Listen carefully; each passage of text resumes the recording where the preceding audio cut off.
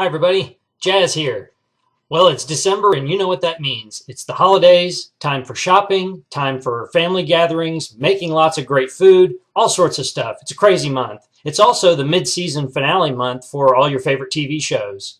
Well, fortunately, the mid-season finale did not affect Netflix's new series, Jessica Jones. It's amazing. It's really shiny. I mean, it's fantastic. It's nerdgasmic for all you Marvel comic fans out there, but it's a great addition to the Marvel lineup in general for films, TV shows, and other things that have been developed in the most recent years that tie in with the Marvel Universe film series. So let's talk about Jessica Jones for a minute. Let's break it down real quick. Excellent casting. You couldn't ask for better casting for this show. Kristen Ritter as Jessica Jones was fantastic. She did an amazing job. She conveyed all the emotion, the confusion of the characters' motivations, and everything. It was just a mashup of perfect acting and casting. David Tennant. Oh my gosh, Doctor Who as an evil guy. Okay, so there we go. David Tennant as Kilgrave, also known as the Purple Man, which, admittedly, even in the lore of Marvel villains, he's not your typical stabby villain. He has a lot of emotional issues that go well beyond simply, wanting to be evil or something. He's a very multidimensional character. And credit Netflix and the writers for coming up with kind of a nuanced approach to Kilgrave. He is somewhat different than presented in the comics. The Purple Man in the comics is I think, far more dastardly than he was even presented by David Tennant. Tennant provided, I think, a very a person, a character that you can have some empathy or sympathy with, even though you understand they're the bad guy. Once more, also making it more realistic than the comic. The Purple Man in the comic, Kilgrave in the comic, is actually purple. His skin is the color purple. Whereas David Tennant did a wonderful job instead accommodating colors, shades of purple, especially the purple striped suit that he wore, to kind of be an homage to that aspect. So David Tennant, fantastic. Carrie Ann Moss as Jerry Hogarth, a great addition to the cast. She did a very good job presenting not only a sympathetic character that attempted to help Jessica, but she was almost villainesque at times in her own personal motivations and the things that she was trying to accomplish as an individual. Truly, it's an example of, with Tennant, Carrie Ann Moss, Kristen Ritter, all their characters, whether they were just a side character or the primary villain, primary hero, heroine, truly, each character approached their life in the same way each of us do. That is, we're all the heroes in our own stories. So we're each a hero as we see life. And those characters mashed up perfectly to kind of present their own motivations as the premier concern in their own story. Now, Mike Coulter as Luke Cage, another fantastic job with casting. He's an excellent, outstanding actor, has a great pedigree of experience, and he really brings the emotion as well as the statuesque, imposing figure of Luke Cage to the screen.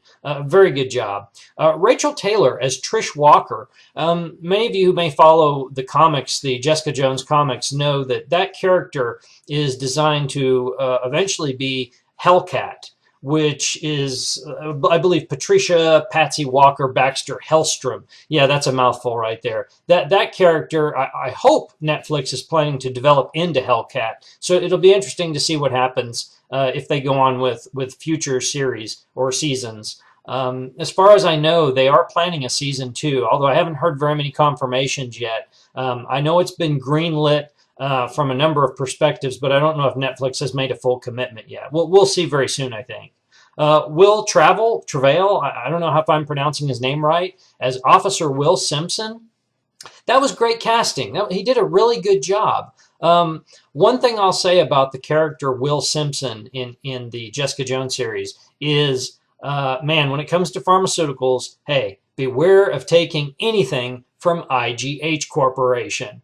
Not unlike Umbrella Corporation. We all know how many different shades of shit that went whenever companies got involved in nuanced enhancement drugs. So it kind of harkens back to cancer treatment therapies from Nucleogene Corporation in my Bringer of Fire and Bringer Unleashed books.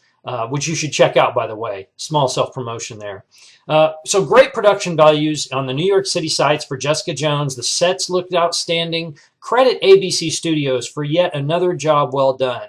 I don't think that people realize how many good quality programs ABC Studios backs and is part of the development and production of. They did a really good job.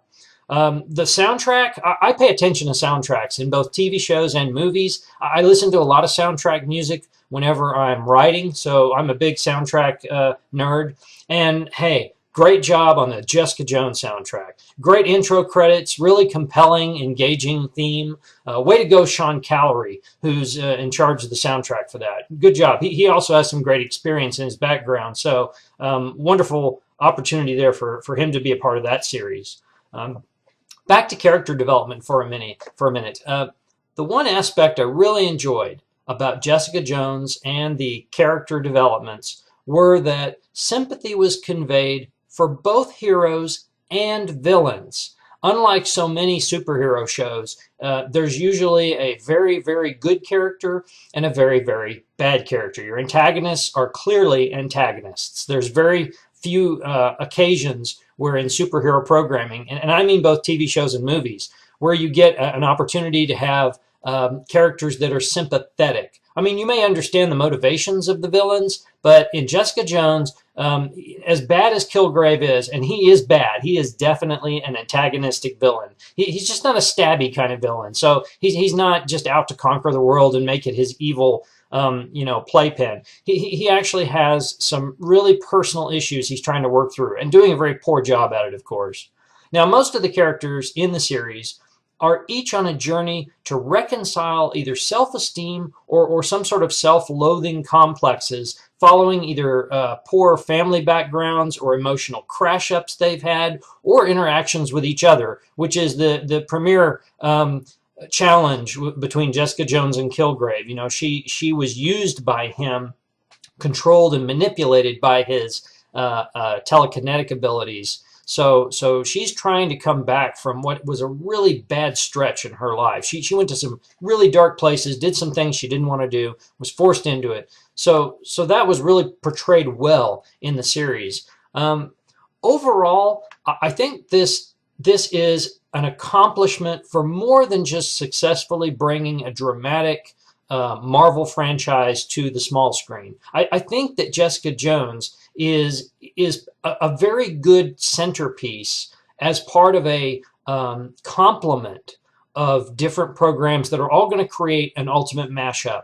Think back to the Marvel Universe when you had the Thor film, you had independent Iron Man films, Captain America had his own film, you had some Hulk franchise films, but all those were leading towards a very well-planned collaboration for the Avengers. Well, Jessica Jones is yet another cog towards Netflix's Defenders team up. I'm really looking forward to that. I mean, they did a great job with Daredevil first season. Charlie Cox was amazing. I'm looking forward to season 2. Jessica Jones, a hit. So I'm excited about how Netflix is strategizing and putting together some excellent, well-produced film, TV shows to go towards at least, if not a film, maybe a miniseries for the Defenders. Okay, so what's next for Marvel and the Netflix partnership? Well, Daredevil Season 2, as I mentioned, is coming up in early 2016 on Netflix, including the character Frank Castle, which many of you know is the Punisher from the comics. Now, excellent casting. I'm looking forward to seeing John Bernthal, who's many of you know is formerly Shane from The Walking Dead. And there's even going to be the inclusion of the character Elektra, played by Elodie Young. Hopefully I'm pronouncing her name right. She played Jinx in the 2013 G.I. Joe Retaliation film. Probably not as memorable of a film franchise, but certainly excellent actress. And so I look forward to her portrayal of Elektra Nachios. And then Netflix is developing the first season of Luke Cage. Again, Mike Coulter will be in that role and continuing in that role, which I'm excited about. He did a great job.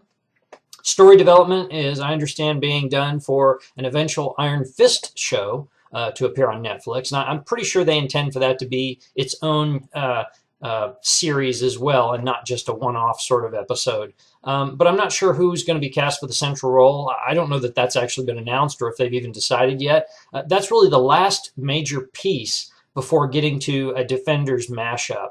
I mean, essentially all of the elements for the Defenders will be in place by the time they get to the Iron Fist production.